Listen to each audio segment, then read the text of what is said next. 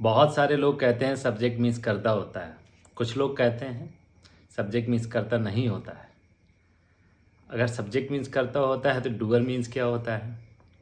ऐसे बहुत सारे प्रश्न आपके दिमाग में चलते हैं जब आप वास्तव में सेंटेंस बना रहे होते हैं।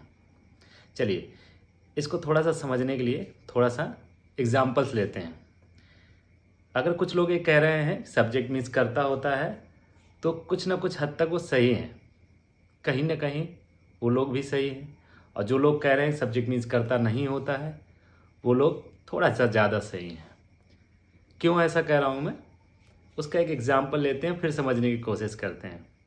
देखिए, कुछ लोग सही हैं तो क्यों सही हैं, और दूसरे लोग सही हैं तो क्यों सही हैं। अगर कुछ लोग ये कह रहे हैं सब्जेक्ट मीन्स करता होता है तो वो किस हद तक सही हैं, और कुछ लोग कहते हैं नहीं होता है तो वो किस हद तक सही हैं। एक एग्जाम्पल लेते हैं। जैसे मान लीजिए मैंने हज़ारों लोगों को पढ़ाया है। अगर मैं उनसे पूछता हूँ कि मैं कौन हूँ, सभी लोग एक स्वर में बोलते हैं आप टीचर हो। क्या वास्तविकता में मैं सभी के लिए टीचर हूँ? नहीं। तो जो लोग कह रहे हैं कि मैं टीचर हूँ तो वो लोग भी गलत नहीं हैं, और ये कहा जाए कि मैं हमेशा टीचर हूँ ये भी पूर्णतः सही नहीं है। बिल्कुल यही केस होता है सब्जेक्ट के साथ में भी। ज़्यादातर सेंटेंसेस हम एक्टिव वॉइस से बनाते हैं जिसमें सेंटेंस के सब्जेक्ट में वर्ब का डूअर आता है, जिसे हम लोग बोलते हैं कर्ता। और इसीलिए ज़्यादातर आने की वजह से हम लोग बोल देते हैं सब्जेक्ट मीन्स करता होता है। और कहीं पर और कुछ सेंटेंसेस में पैसिव वॉइस में सेंटेंस बने होते हैं जहाँ पर सेंटेंस का सब्जेक्ट होता है वर्ब का ऑब्जेक्ट। यहीं पर हम लोग कंफ्यूज हो जाते हैं कि वास्तविकता में सब्जेक्ट मीन्स करता होता है कि सब्जेक्ट मीन्स ऑब्जेक्ट होता है, कि सब्जेक्ट अलग चीज़ है कि ऑब्जेक्ट अलग चीज़ है। इसको समझने के लिए मैं अपने टैब में आपको कुछ समझाऊंगा, कुछ एग्जांपल्स देके। और बड़ा मज़ा आने वाला है आपको जब ये समझोगे आप कि सब्जेक्ट मीन्स करता किस कंडीशन में होता है और सब्जेक्ट मीन्स ऑब्जेक्ट किस कंडीशन में होता है। और कभी कभी तो ये न तो करता होता है न तो ऑब्जेक्ट होता है। चलिए देखते हैं। चलिए आपके सामने कुछ सेंटेंसेस लिखे हुए हैं, इनके थ्रू मैं आपको समझाने की कोशिश करूंगा कि सब्जेक्ट क्या होता है और डूअर क्या होता है। अगर आज आपने इसको बहुत अच्छे से समझा या बहुत ध्यान से आपने इसको देख लिया तो आपको कंप्लीटली समझ में आ जाएगा कि सब्जेक्ट क्या होता है और डूअर क्या होता है। ठीक है, चलिए मैं आपको बड़ी ईजीएस्ट तरीके से बताने की कोशिश कर रहा हूँ कि क्या होता है। ठीक है, देखिए मान लीजिए ये सेंटेंस लिखा हुआ है। सेंटेंस के 2 पार्ट्स होते हैं, एक होता है सब्जेक्ट, आपने सुना होगा, और दूसरा सुना होगा आपने प्रेडिकेट। सुना है ना आपने? ठीक है, प्रेडिकेट सुना है। तो सब्जेक्ट जो होता है वो सेंटेंस का पार्ट होता है। सेंटेंस कैसा भी हो सकता है। उसमें क्या होता है कि एक शब्द होता है जिसके बारे में हम मेनली बात कर रहे होते हैं, जिसको आधार मान करके हम दूसरी बातें कह रहे होते हैं। तो जो मेन चीज़ जिसके बारे में हम बात कर रहे होते हैं वो हमारा सब्जेक्ट कहलाता है, और जो कुछ भी उसके बारे में कहा जाए उस सेंटेंस में उसे प्रेडिकेट बोलते हैं। तो अब हमें समझना है कि सब्जेक्ट क्या है। चारों सेंटेंसेस में हमको ये समझना है कि सब्जेक्ट आखिरकार है क्या। तो मैंने जैसा कि बताया आपको कि सब्जेक्ट मीन्स क्या होता है कि ऐसा वर्ड जिसके बारे में होल सेंटेंस हमारा बात कर रहा हो। ठीक है, देखिए पहला सेंटेंस समझने की कोशिश करते हैं। इसमें हम किसके बारे में बात कर रहे हैं? मेनली आई के बारे में बात कर रहे हैं। आई के बारे में बात कर रहे हैं तो ये हमारा सब्जेक्ट हुआ, और इसके बारे में जो कुछ कहा जा रहा है सब प्रेडिकेट है। ठीक है, दूसरा सेंटेंस उठाते हैं। हम मेनली किसके बारे में बात कर रहे हैं? इंग्लिश को आधार मान करके बात कर रहे हैं तो ये हमारा सब्जेक्ट हुआ। इसके बारे में दूसरी बातें बोली जा रही हैं वो सब प्रेडिकेट हो गया। तीसरे सेंटेंस में भी इंग्लिश के बारे में बात कर रहे हैं कि वो एक लैंग्वेज है तो ये हमारा प्रेडिकेट हो गया। सी हमारा सब्जेक्ट हुआ और बाकी जितना भी पार्ट है हमारा प्रेडिकेट हो गया। पहले वाले सेंटेंस में आई हुआ, दूसरे वाले में इंग्लिश हुआ, तीसरे वाले में भी इंग्लिश हुआ, और चौथे वाले में हमारा सी हुआ। तो ये हमारे चारों के चारों सब्जेक्ट हो गए। चलिए ठीक है, इतनी सी बात समझ में आ गई आपको। अब मैं बताने जा रहा हूँ कर्ता क्या होता है। कर्ता मीन्स होता है कार्य को करने वाला। आप भी इस बात को मानेंगे, कर्ता मीन्स होता है कार्य को करने वाला। सभी लोग आप इस बात को मान रहे होंगे। इसकी इंग्लिश होती है डूअर। ठीक है, डू मीन्स करना और डूअर मीन्स काम को करने वाला। जितनी भी ऑथेंटिक बुक्स हैं आपको उसमें डूअर मिल जाएगा आराम से। ठीक है, आई होप इतनी सी बात आपको समझ में आ गई कि डूअर मीन्स होता है कार्य को करने वाला। अब आपको ये बताना है कि जो चारों सब्जेक्ट हैं क्या ये वर्ब के डूअर हैं, क्या ये करता हैं वास्तविकता में, क्या ये कार्य कर रहे हैं। देखते हैं। पहला सेंटेंस उठाते हैं। आई एम टीचिंग इंग्लिश, मैं तुम्हें इंग्लिश पढ़ा रहा हूँ। तो पढ़ाने वाला कौन? आई। यस, यहाँ पर जो सब्जेक्ट है वो आई है, और वर्ब का यहाँ पर वर्ब का क्या है? ये वर्ब का डूअर भी हो रहा है। कि काम को करने वाला पढ़ाने वाला कौन है, आई। तो ये सब्जेक्ट तो है सेंटेंस का, लेकिन वर्ब का डूअर भी है। तो यहाँ पर ये सब्जेक्ट भी है और डूअर भी है, दोनों चीज़ें हैं। आगे चलते हैं दूसरे वाले सेंटेंस में। English was taught us, English हमें पढ़ाई गई। वास्तव में क्या यहाँ पर इंग्लिश हमारा डूअर है? क्या ये डूअर है हमारा? नहीं, पढ़ाने वाला कोई और है, तो ये हमारा डूअर नहीं है। ये हमारा वास्तविकता में क्या है? ऑब्जेक्ट है। कैसे पता करेंगे ऑब्जेक्ट? अभी लास्ट टाइम मैंने आपको ट्रांसिटिव पढ़ाया हुआ था, उसमें मैंने बताया था कि आपको ऑब्जेक्ट कैसे फाइंड आउट करना है। आपको 2 क्वेश्चन करने, व्हाट एंड होम, क्या पढ़ाया गया, किसे पढ़ाया गया, किसे से आ नहीं रहा नहीं पीछे है, और क्या पढ़ाया गया। तो ये ऑब्जेक्ट है हमारा, ये भी ऑब्जेक्ट है।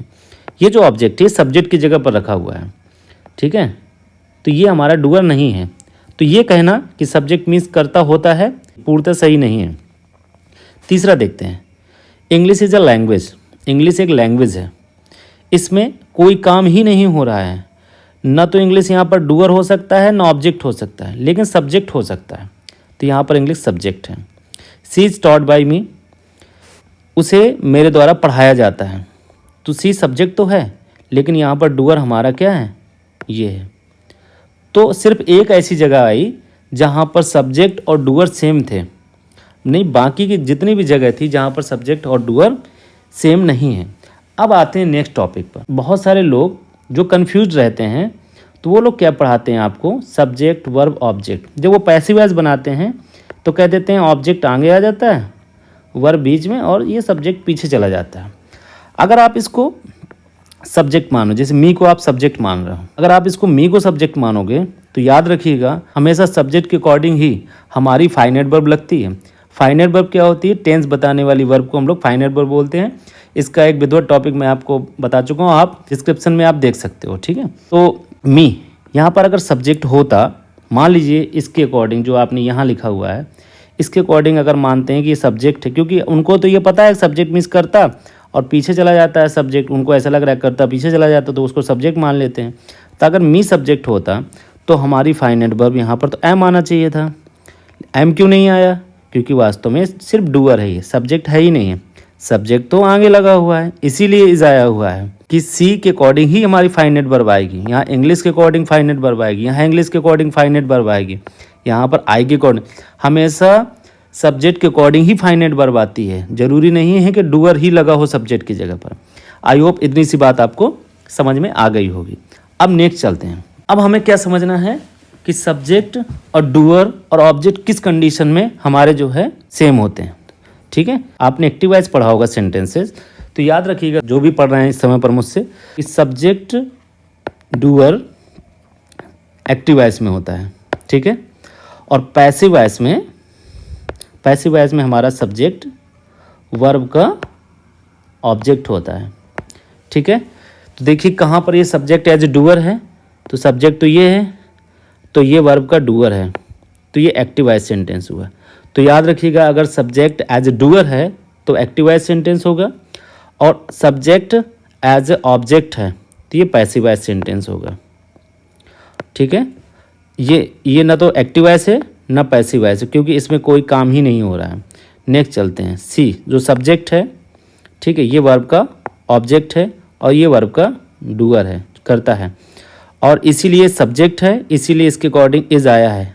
ये हमारा सब्जेक्ट नहीं है। अगर ये सब्जेक्ट होता तो एम आता, जो कि है नहीं, तो एम नहीं आएगा, ठीक है। आई होप ये चीज़ें आपको बहुत अच्छे समझ में आ गई होंगी। तो अगली बार से जब कभी भी कोई आपको ये बताए कि सब्जेक्ट पीछे जाता है और ऑब्जेक्ट आगे आता है, तो याद रखिएगा सब्जेक्ट और ऑब्जेक्ट यहाँ पर डूअर होता है और यहाँ पर सब्जेक्ट होता है। तो पीछे जो जाता है वो सब्जेक्ट नहीं जाता है, वो डूअर जाता है, और इसीलिए इसके अकॉर्डिंग फाइनाइट वर्ब नहीं आती है। हमेशा सब्जेक्ट के अकॉर्डिंग ही फाइनाइट वर्ब आती है। आई होप ये वीडियो आपको बहुत अच्छे समझ में आया होगा कि सब्जेक्ट क्या होता है, डूअर क्या होता है और वर्ब का ऑब्जेक्ट क्या होता है। तो मैंने अभी थोड़ी देर पहले बताया कि कहीं हद तक सब्जेक्ट मीन्स डूअर होता है, तो किस कंडीशन में होता है? जब एक्टिव वॉइस सेंटेंस होता है। और मैंने बताया कि कुछ कंडीशन में ऑब्जेक्ट हमारा सब्जेक्ट बन जाता है सेंटेंस का, वो किस कंडीशन में होता है? ऑब्जेक्ट होता है। तो ये कहना कि सब्जेक्ट मीन्स डूअर होता है या सब्जेक्ट मीन्स ऑब्जेक्ट होता है, दोनों ही पूर्णतः सही भी हैं और दोनों ही पूर्णतः गलत भी हैं। ये डिपेंड करते हैं अपने कंडीशन पर। आई होप ये वीडियो बहुत अच्छे समझ में आया होगा। और आपको ये वीडियो समझ में आया हो तो please subscribe my channel easiest English with विश्वास।